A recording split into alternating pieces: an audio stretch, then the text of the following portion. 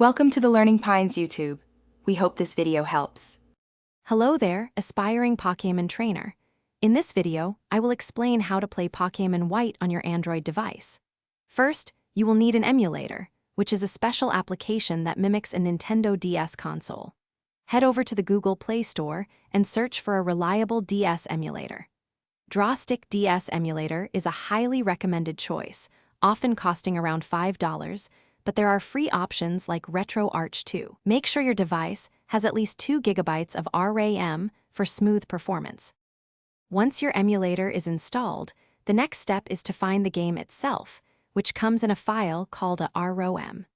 Think of a ROM as a digital version of the physical game cartridge. While you can search online for Pokémon White DS ROM, it is important to remember that, legally, you should own the original game to download its ROM. Always exercise caution when downloading files from the internet to ensure they are safe and free from malicious software. With your ROM file downloaded, it is time to load it into your emulator. Open the emulator application on your Android device. You will typically find an option to load game or open ROM.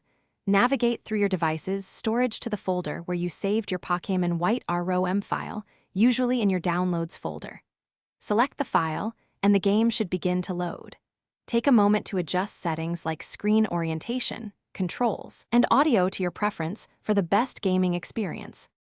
Now you are all set to embark on your Pokémon White adventure. Start the game and dive into the Unova region. Emulators offer convenient save state features, allowing you to save your progress at any point, which is incredibly handy. However, always remember to use the in-game save function regularly too, just like you would on a physical DS. Many emulators also include extra features like fast-forwarding gameplay or even cheat code support, enhancing your overall experience. Thanks for watching. Consider subscribing if we helped you.